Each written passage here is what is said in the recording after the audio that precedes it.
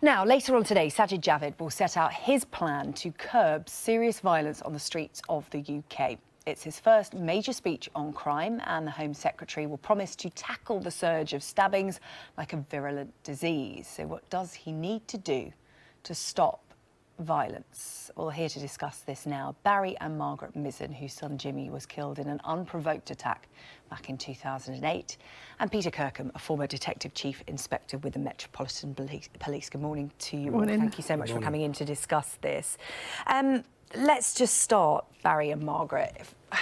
I mean, it's over 10 years ago now that Jimmy was killed. And it must be very frustrating to still be asking the same question, Barry, as to what we can do to stop violent crime. Yeah, absolutely. And I think we're all running around perhaps like headless chickens at time. I think as well we're given the impression we know what's going to cure the whole thing. There's a big disconnect between what a lot of people believe will work and what doesn't. For us, ever harsher punishment, lock people up for longer, that will stop it happening. It works as a deterrent. It clearly doesn't. It's worse now than it ever was before. So I think there's a couple of things really to look at this, and it's about understanding ever harsher punishment will not solve it. But when I look at the person who killed my son, the issues in his life, years before he killed my son, were never fully addressed. And I think that's what's going on right now. There'll be young 5- and 6-year-olds out there on the same path as my son's killer was. And what are we doing there? We're focusing far too much on 16, 17, 18-year-olds. It's almost too late then. Public health approach all sounds wonderful, doesn't it? This will solve everything for us. My worry is we're about a year down the line now. What's actually changed? Yeah, Margaret, it must be a huge frustration for you, as your husband was just saying, that, you know, you do a lot of talking to people that have been caught up in violent crime, and for you the answer is simple. It's to talk to them younger, to go to the root cause of this. I think we need to get to young people as young as possible without going in and frightening them, because how many 8-year-olds or 7-year-olds actually carry a knife? But if we go into schools and inspire young people to be the change makers and allow them to use their voices, they will help us make the changes that we need to do. But yeah, I do get frustrated and get very sad at times that young people are still losing their lives. But I'm as determined as I was 10 3/4 years ago that we will never give up. We have to do all we can for our young people, whether it's through the public health approach or whatever. So what Savage is saying today, it's good to hear that he's doing something. Is it enough? I don't know. Yeah, it's interesting, Peter. You know, the cynical amongst us will look at Sajid Javid's speech today and go, well, it's very light on details so far. We haven't heard the actual speech itself. Is this just a bit of posturing in terms of gearing up for a Conservative leadership contest, or does his speech today really have to pack a punch? Has it really got an impact? He's saying the same thing he said before. I honestly think that he thinks that the public health approach means that it's nothing to do with policing and it's medics and teachers that can sort this out. Well, I've yet to see a medic or a teacher that's going to close down a trap house. I've yet to see a medic or a teacher that has all the other tools available to them in terms of dealing with the people that are out there causing the mayhem at the moment. Now, we need to deal with that, but we also need to take the longer-term approach. And what Barry and Margaret do is fantastic in that early intervention. We know early intervention works, not necessarily with all kids, but it works with some. Now, if we take the public health approach as a metaphor, which is what it is, it's not a literal thing. If we take it as a metaphor, that's the inoculation of people against the disease of knife violence. But what does the World Health Organization do when there's a public health epidemic in a country? It throws in loads of resources to deal with that, to get that inoculation done on a wide scale across all the communities at risk. At the moment, there's small groups like Barry's and Margaret's doing things, local areas struggling for funding. We know that works. Why not make that happen everywhere? They need to isolate the carriers. They need to treat the carriers. Before they're released, they need to be cured.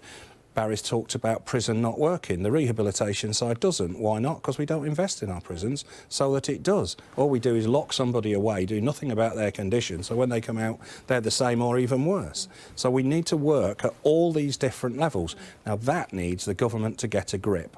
Yeah, and that's what he's not doing. Yeah, it's a really interesting point that Peter makes there, Barry. It's essentially, you know, the Home Secretary putting money where his mouth's going to be today, because obviously you get these big speeches from top-level politicians, yet at grassroots level, are you actually seeing any real support? It's difficult when it comes to terms of money. Now, they're going to start quoting 100 million here and 200 million there, as though that's a lot of money. And to most of us, it seems like a lot of money. But spread across the whole sector, it's very, very little. So it won't actually solve it in itself. And it needs to get away from this whole idea that put loads of money into it, will solve it. It clearly doesn't. There needs to be a will to solve these things. Do we actually care? Do we care about the young child that is becoming obnoxious, not very nice? Are we prepared to do something for those children? Because those are the perpetrators years down the line. Hey, Margaret, it's interesting. Do we care enough? I mean, you know, we talk about knife crime here on the programme far too much.